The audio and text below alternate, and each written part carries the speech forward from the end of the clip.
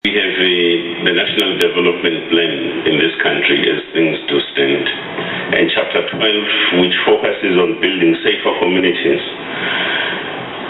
states that by 2030, people living in South Africa should feel safe and have no fear of crime. Women, children, and vulnerable groups should feel protected.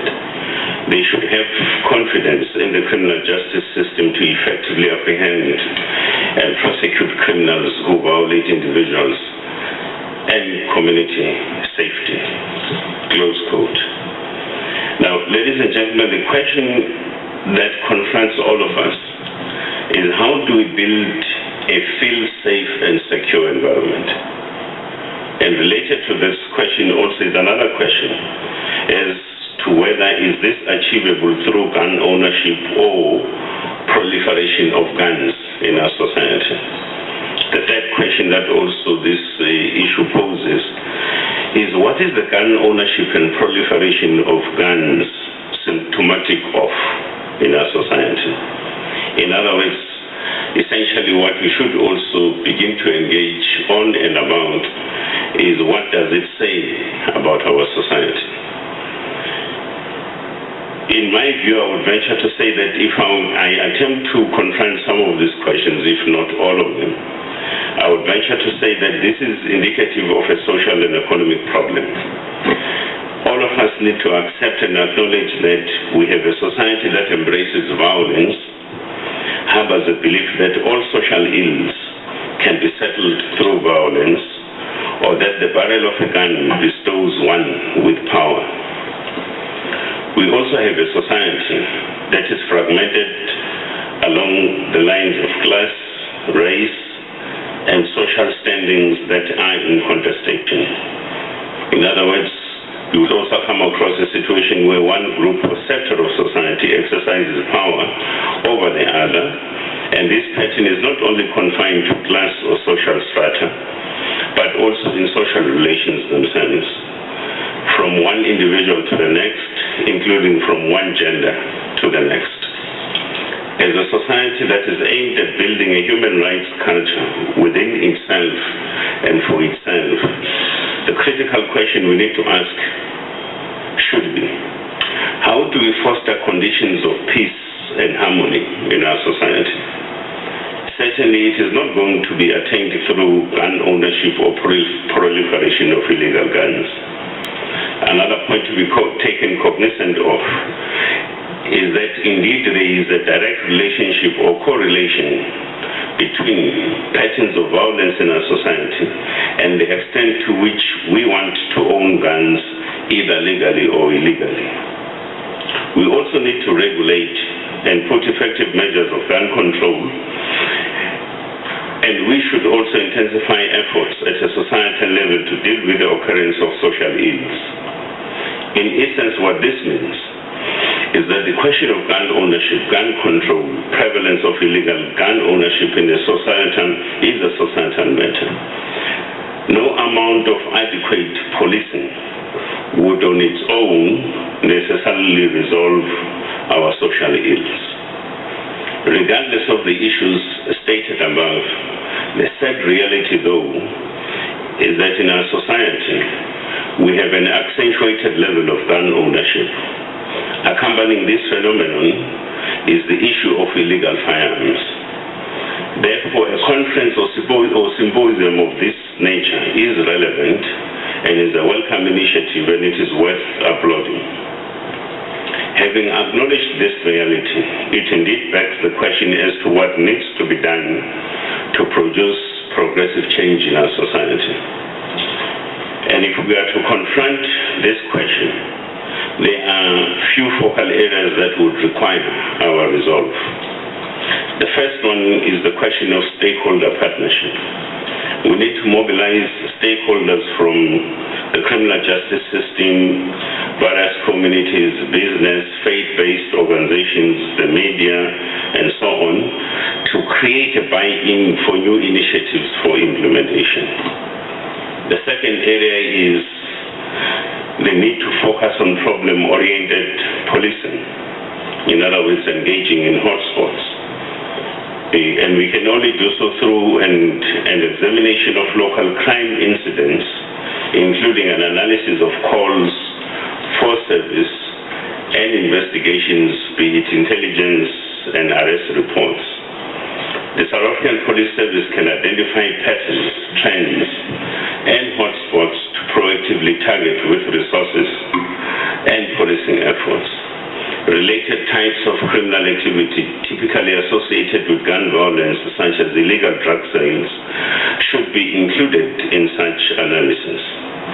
Information resulting from the analysis should be communicated in real time to police officers on the field and incorporated into patrol, tactical, and investigative operations.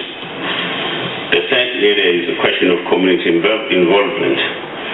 And in this regard, taking into cognizant the overarching goal of enhancing community safety, police will need to design better ways to engage the community in gun violence reduction and crime prevention strategies.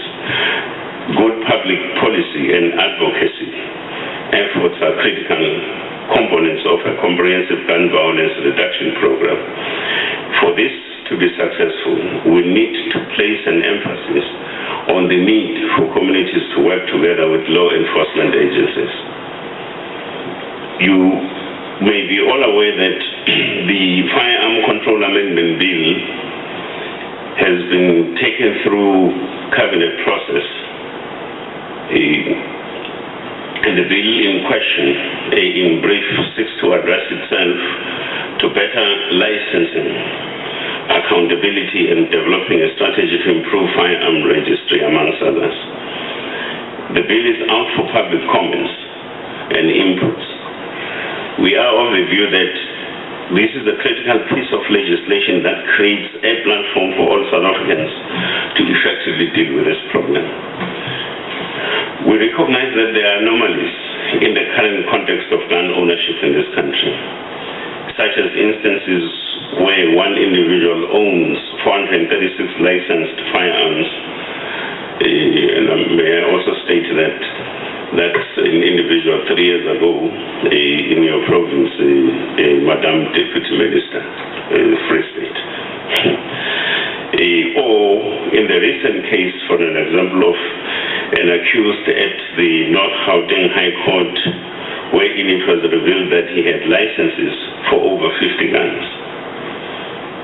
Surely we agree that this bill, amongst other things, should be in a position to address some of these anomalies. Further, the bill raises the 3 critical questions. The one area is, of course, around the issue of firearm licenses. It seeks to focus on systemic improvement in the licensing application process, with an emphasis on increasing designated firearm officers in priority police stations.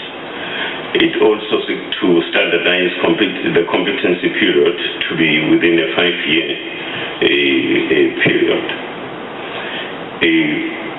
It also addresses itself to the issue of increasing capacity of the Firearms Appeals Board through a provision for the Minister to assess and evaluate the demand of firearm applications and, where necessary, direct an increase. The second area is the issue of better accountability, and the focal point here is around the issue of ballistic sampling. If a firearm is used in the commission of crime, it should be easier to trace it.